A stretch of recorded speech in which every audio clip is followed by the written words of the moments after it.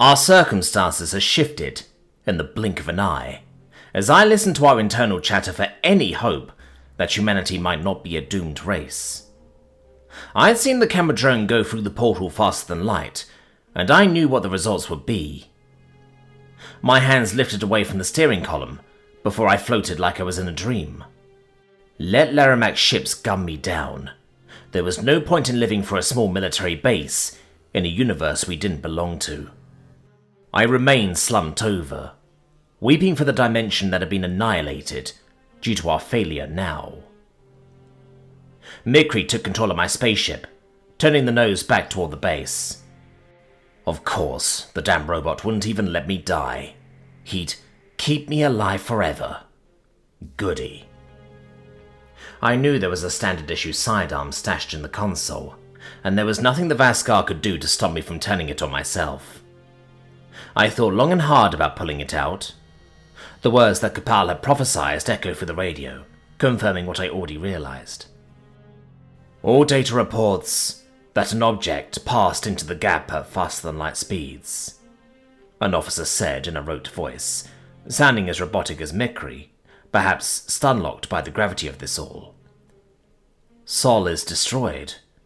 The slightest collision over there, it's gone. We've lost everything? There's no dimension to go back to? Another voice choked out in horror. Sol erased? The end of humanity? We're going to go scorched earth on these motherfuckers! Burn them! With our last breath, let them see the fires of hell rain on their heads! A third voice was quiet, sniffling. May God have mercy on our souls. Earth meant everything. No more soul materials to tap into. No more civilians or logistical support. Send something through the fucking gap. Make sure that we're not wrong about Sol's downfall. We must maintain order in our ranks, to mete out as much damage as possible. A final human spat. Not even the most disciplined military crew would keep order as the last survivors of mankind in an alien dimension. It would just be some bloody rampage of revenge, like Mikri's people did against the creators, killing indiscriminately. That's not a reason to stick around. I wanted Laramac to pay for this as much as the next guy, but the grief I felt was 1,000,000 times more overwhelming. There had been time that I wasted getting out of the hangar bay, and more time that was squandered figuring out my precognition. Fuck. My stalling out of nervousness to speak to Kapal cost us warning time. Had I not dragged my feet, the prisoner would have given us the information sooner, and we could have been ready for Laramac's invasion. We could have stopped it, if Command was expecting him. I killed Sol.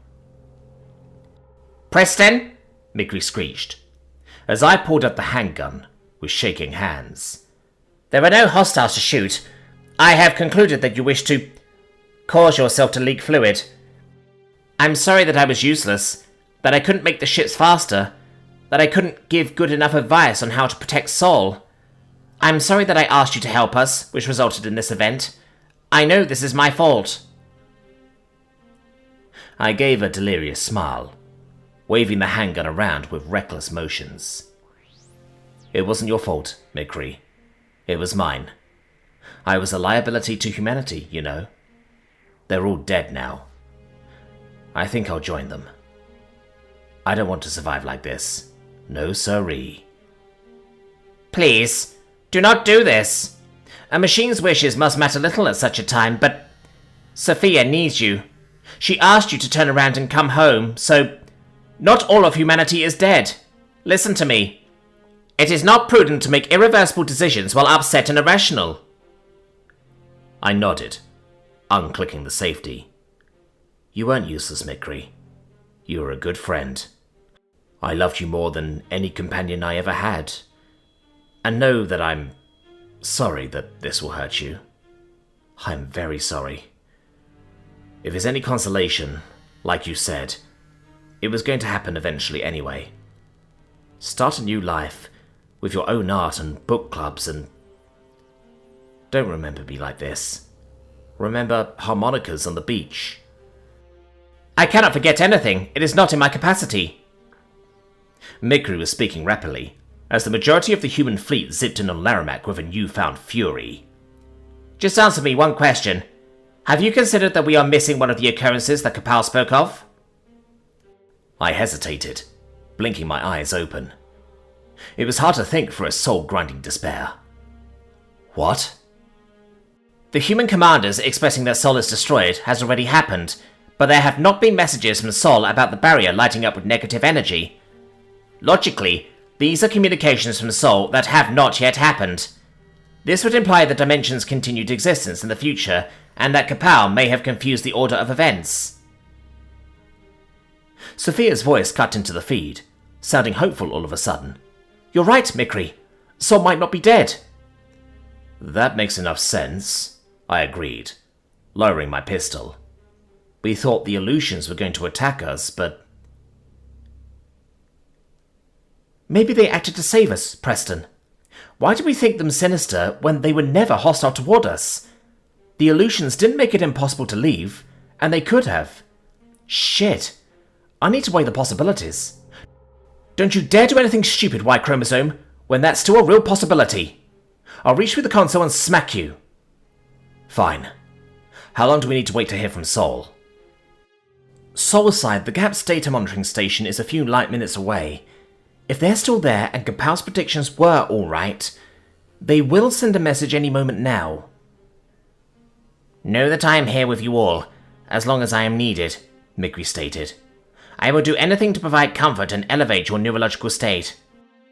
I will sing songs of the fabled Vaskar boy band, and gaslight you comfortingly into believing this never happened if necessary. You would not want to leave this existence without hearing me sing, correct? I couldn't bring myself to smile, regardless of how hard the robot was trying. Later, I guess.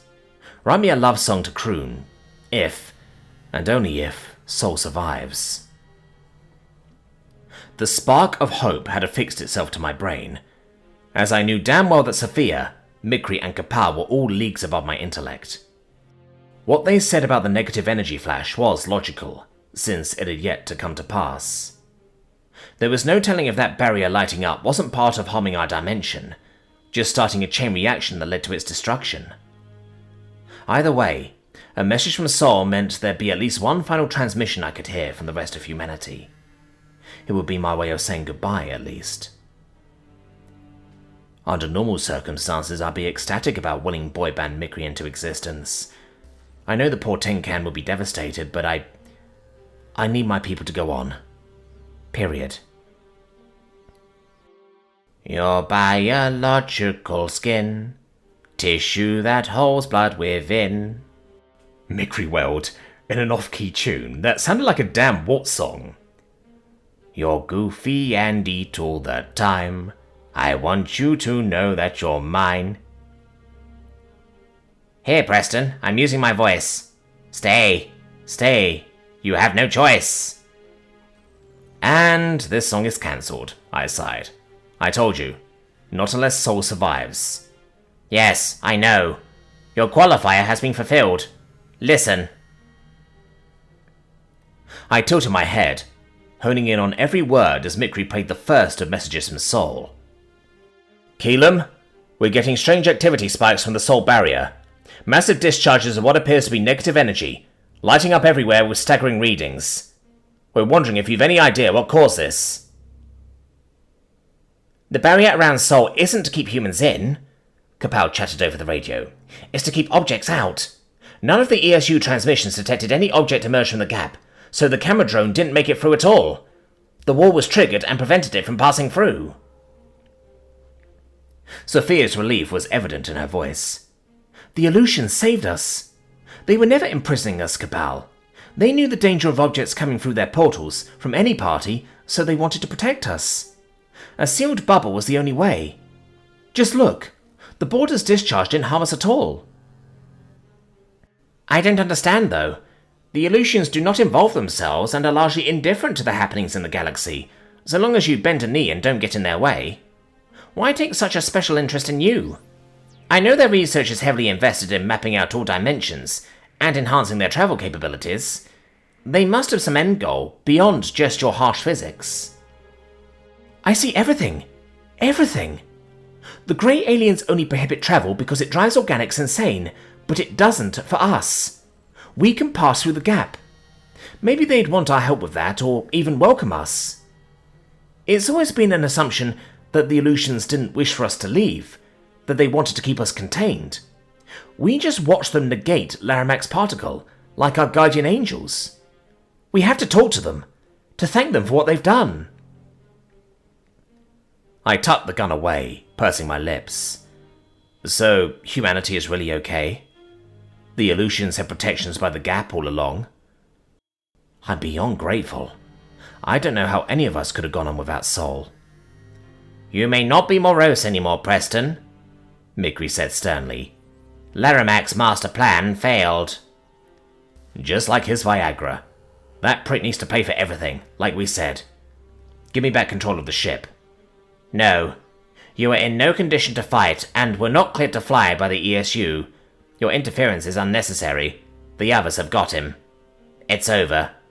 This was his one play, as you would put it in sports terminology. His Hail Mary, and now he has nothing. All of that gloating just to have performance issues at the big moment. You know what he tried, though, and it makes me pretty fucking angry. We have to get Laramac, Mickery. His own crew appears to be revolting. A mutiny on a capital ship, after catching the civilian transmissions that Sol deflected the camera drone. The Prince seems to have convinced them that you were a threat to conquer the whole dimension alongside us, and that you could be stopped through sacrifice. Now they are getting slaughtered for nothing, which they find to be an unacceptable outcome. I switched over to a feed Mickery had received, grinning as I saw the Askar ships begin to flee. Some began to behave erratically, due to internal fighting over the controls. My eyes zeroed in on the highlighted vessel watching from afar, which jettisoned some kind of escape shuttle that zipped away. I wasn't a rocket scientist like some people I knew, but it checked out that Laramac was trying to get away from the mutiny. We couldn't let him escape. He was hanging way back, so there was no way for our ships to chase him. Further confirming the idea that the Prince had departed, every hostile ship tried to flee or surrender, though many humans weren't feeling too merciful. They'd all been party to the plot to destroy our entire universe. My features contorted into a mask of fury, wanting nothing more than to use Laramac's decapitated head as a urinal. I hated that alien despot so much, after everything he'd done to me. I sleep better at night knowing he wasn't out there. Laramac fled from his own ship. He's lost the support even of his own military, Mickery remarked. I do not know how humans will track him down, but it would seem the war is over after this defeat. The Vaskar network owes you immense gratitude for destroying the forces of our enemy, and ensuring that our species may continue on our home. Few organics would agree that we have a right to Kalka, but I think you would. I sucked in a deep breath, trying to focus on the relief that the war was over. Not that Laramac escaped scot-free. Of course you do, Mickery. It's the planet where you popped out a conveyor belt in all of your shapely beauty. What's home if not that? I do not know. I am hopeful that we can know peace, and be allowed our existence now. This will be humanity's second greatest gift, only behind your friendship.